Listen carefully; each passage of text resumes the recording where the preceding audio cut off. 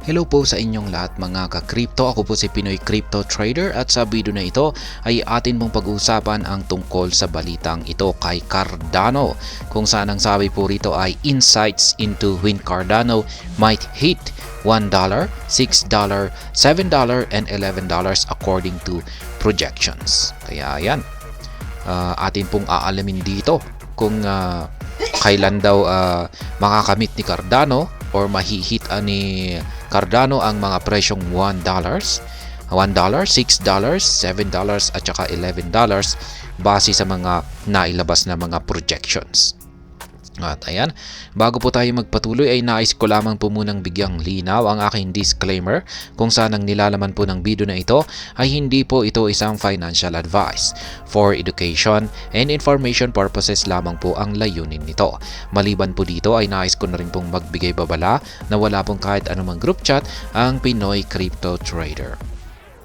At ayan, ang sabi po rito ay while Cardano wallows below $1, prominent entities alongside AI tools, Google Bard and ChatGPT have projected ADA breaking past the $1 and going further into the double-digit realms. Kaya yan po.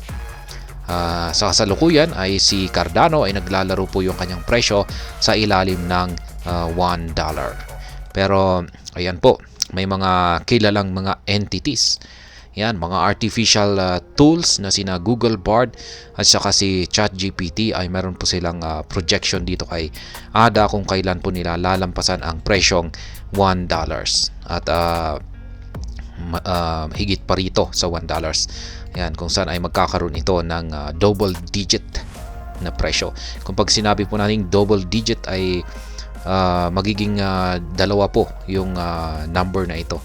Ito, yung $1 na ito, masasabi po nating single digit yan. Pero kung pag nag $10 yan po yung umpisa na matatawag natin siyang double digits. Kaya yan nga yung kanina, yung ating yung binanggit po natin kanina ay yung $11. Considered po yan na double digit. Yan, like many cryptocurrencies, Cardano suffered a significant impact from the ongoing market downturn, currently trading at 0.4739. ADA has witnessed a 9.85% decrease from its peak of 0.5226 on January 18. Kaya yan po si Cardano, nakaranas na rin po siya sa naging epekto ng market downturn. Kaya sa kasalukuyan, yung kanyang presyo ay nasa 0.4739. Yan, siya po ay nakaranas ng pagbagsak na 9.85% mula po sa kanyang mataas na presyo noong January 18 na nasa 0.5226. Kaya yan, mula sa 0.5226 ay bumagsak po siya ng 0.4739.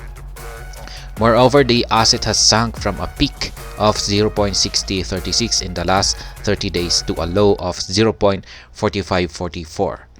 Kaya yan, ito po yung mas mataas pa na inakyat ni Cardano nitong nakalipas na 30 araw or 30 days.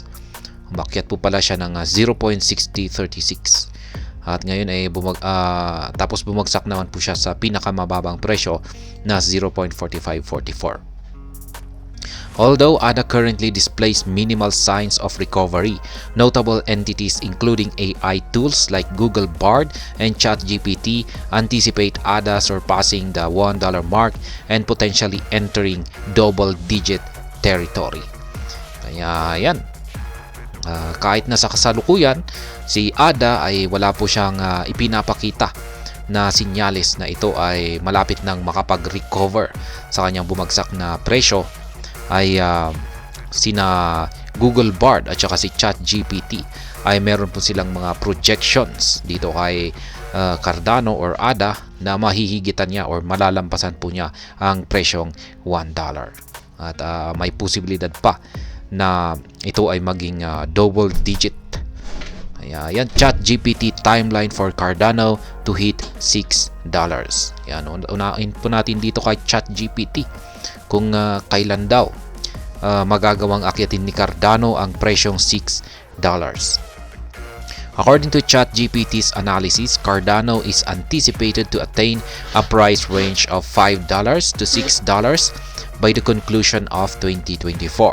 ChatGPT supported the ambitious targets by emphasizing the expanding Cardano ecosystem.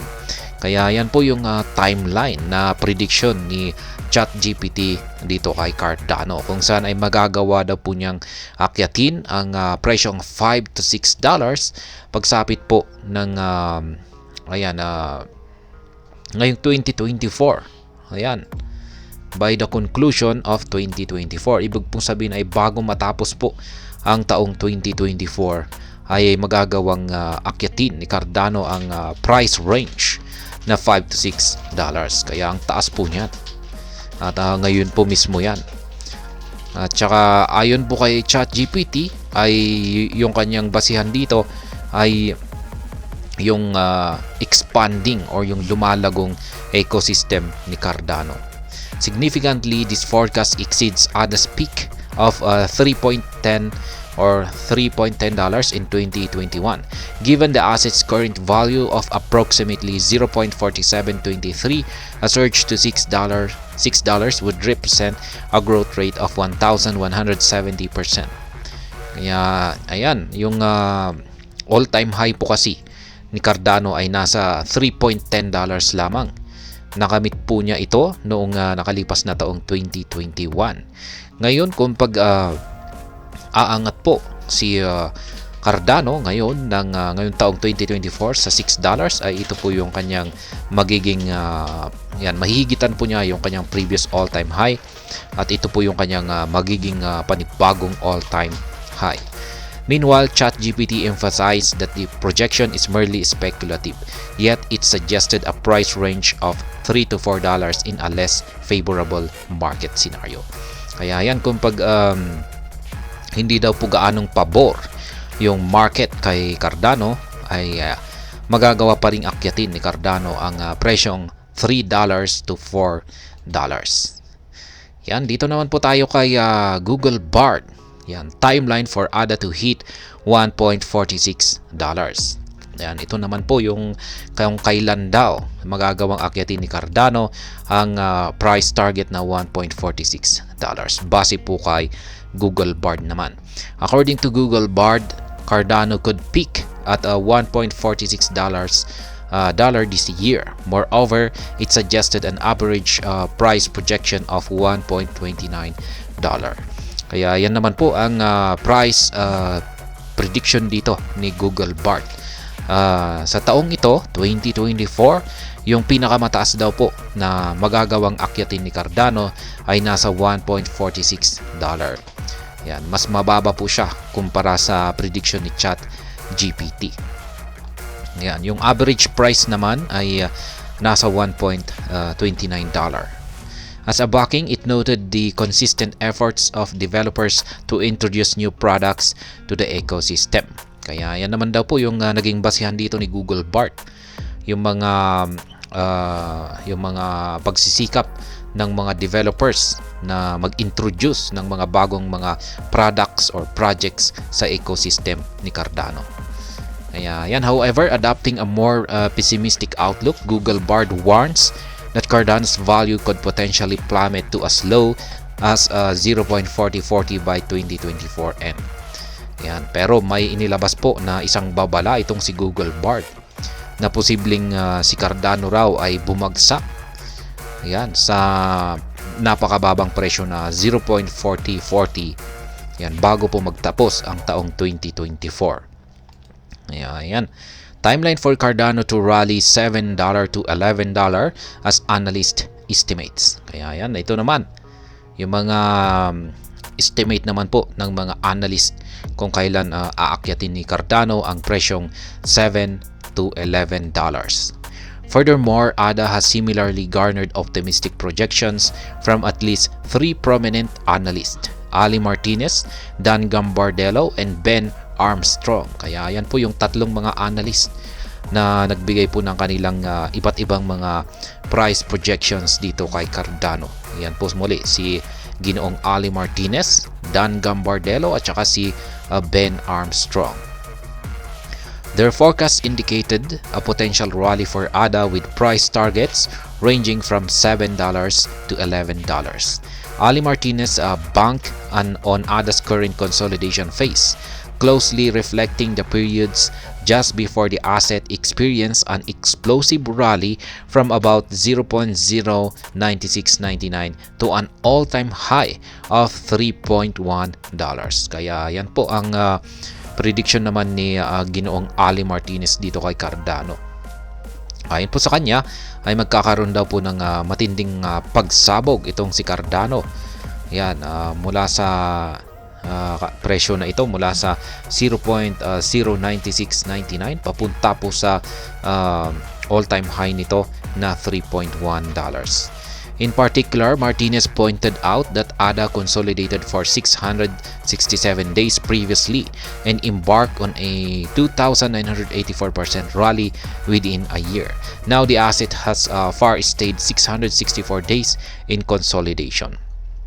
Ayan po yung isang naging basehan dito ni Ginoong Ali Martinez, at na-content na rin po natin yung kanyang analysis dito, kung saan ay base po sa historical performance ni Cardano ay nagkaroon po siya ng consolidation noon na 667 days bago po siya sumabog ng 2,984% sa loob lamang ng isang taon. Kaya ngayon ay nag-consolidate na po ng 664 days itong si Cardano, kaya malapit na po niyang makamit yung 667 days. Kaya ayan, baka kung mauulit po yung kanyang naging previous performance ay posibleng sasabog po siya ulit ng siguro ganito na rin kalaki, 2,984%. As a result, Martinez foresees ADA repeating history, placing a target of $7. However, his analysis suggested Cardano could hit that target around 2025 and beyond. Kaya, ayan, kung pag nangyari daw po ito, na naulit yung previous performance ni Cardano, ay yung yung price target po na nakikita dito ni Ginoong Ali Martinez ay ang $7. Ngunit base po rito sa kanyang analysis ay magagawa pong akyatin ni Cardano ang presyong $7 yan sa mga taong 2025 yan, or higit pa. Yan po muli yung kanyang analysis dito, chart analysis. Nakikita po natin dito, ayan, nag-consolidate po si Cardano dito ng 667 days. At pagkatapos po ng 667 days ay dito na po siya nag-umpisang sumabog. At ganun din po yung sa kasalukuyan. Ngayon ay nakikita na rin natin nag-consolidate na po siya at nasa 664 days na po tayo. Kaya ayan, malapit na rin po siyang sumabog. Kaya ayan, pero yan ay kung talagang kung history repeats itself. Yan, kung yan nga ba yung talagang magaganap dito. Kung mauulit yung yung performance dito sa nakaraan ni Cardano, ay ayan, ganyan rin po yung mangyayari ngayon. Acknowledging the accuracies of Martinez analysis, Ben Armstrong proclaimed a target price of $11. Kaya yan naman po si Ginoong Ben Armstrong ay naglabas na rin po siya ng kanyang price projection, yan, na $11. Isa po siyang kilalang YouTuber at saka influencer. Yan, pero wala po siyang basihan yan sa kanyang analysis. Armstrong believes the $11 threshold is attainable this bull season, a sentiment renowned analyst Dan Gambardella vouch for. Kaya yan, sinang-ayunan na rin po ng isang kilalang analyst ang prediction dito ni Ginoong Ben Armstrong na $11, kung saan ay si Dan Gambardella. Yan, sang-ayon po siya dito sa $11 na price target ni Cardano. Ayan po ang yan tungkol sa mga kung kailan magagawang akyatin ni Cardano ang mga presyong $1, $6, $7 at $11 sa hinaharap. At hanggang dito na lamang po tayo sa video na ito. Sana po ay inyong nagustuhan ang aking paliwanag dito. Kung inyo po itong nagustuhan ay pag-click lamang po ang like button nito. Para naman po sa mga bago lamang dito, kayo po ay aking inaanyayahan para mag-subscribe. Pag-click na rin po ang bell icon nito dahil ito po ang siya magsisilbing notification nito sa mga bago kong videos na akin pong ina-upload sa aking YouTube channel na ito. Marami pong salamat sa panonood. Ingat po tayo lagi at God bless po sa ating lahat.